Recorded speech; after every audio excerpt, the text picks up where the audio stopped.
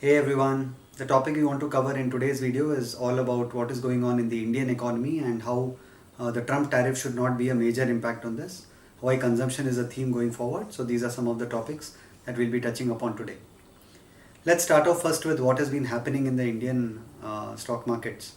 So I think there is definitely a lot of volatility over the last few weeks, and the predominant factor behind this is the global news flows.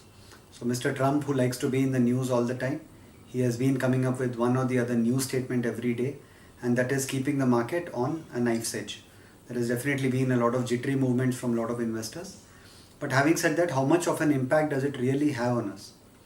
Well, that 50% tariff which has been imposed on India, if you look at us at a broad economic level, I think less than 2-3% of the Indian economy is what is the percentage we export to USA. And that's not substantial in terms of the goods that we do export. Yes, it can definitely have an impact on individual companies and some sectors more than the others. But if you look at India as a country, it's not a major impact for us. At the same time, what it has also done is it's got the BRICS countries talking to each other.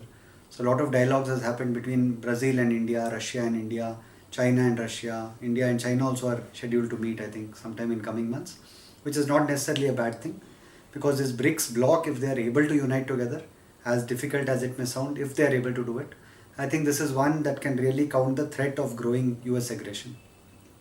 So let's hope for the best. Having said all this, I think it is more of noise at this moment. So fundamentally, how your money grows in equities when the companies do well, their sales increases, their profits increase, is where that passes on to the shareholders as a benefit.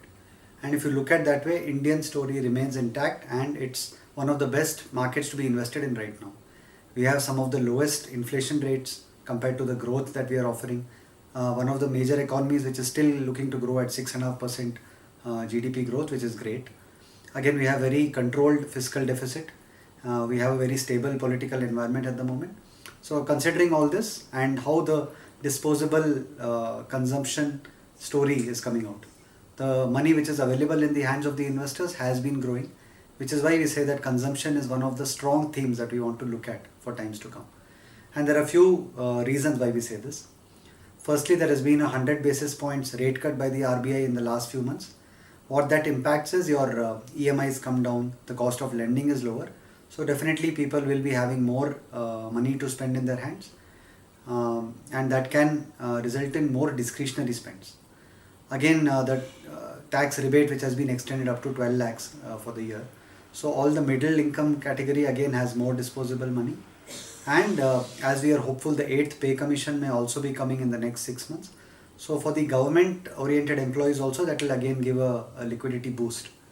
What all of this is doing is it's giving more money in the hands of individuals, and they are in turn going to spend on discretionary things.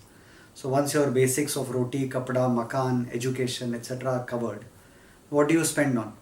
You could spend incrementally more on jewelry, luxury retailing and lifestyle products, on QSR, travel, leisure, hospitality, advanced healthcare, media and entertainment.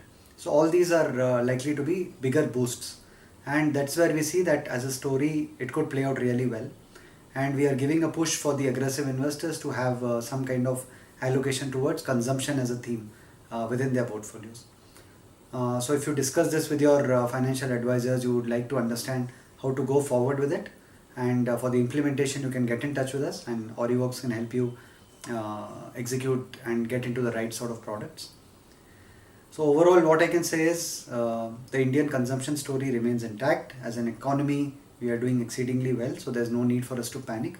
This is just some sort of noise around us in terms of global news flows. We should ignore and move on from this, because these kind of markets which is sideways or range bound gives us fantastic opportunities to build our assets. And you could look back at it in hindsight 5 or 10 years later and say that yes, this was a very good opportunity which we were not able to capitalize on, and that is not definitely something you want to do. So the advice here is being that yes, look at mid and small caps in equities in a staggered manner. Maybe not go in jump in lump sum, but look at SIPs, STPs, a more structured way of getting into these products.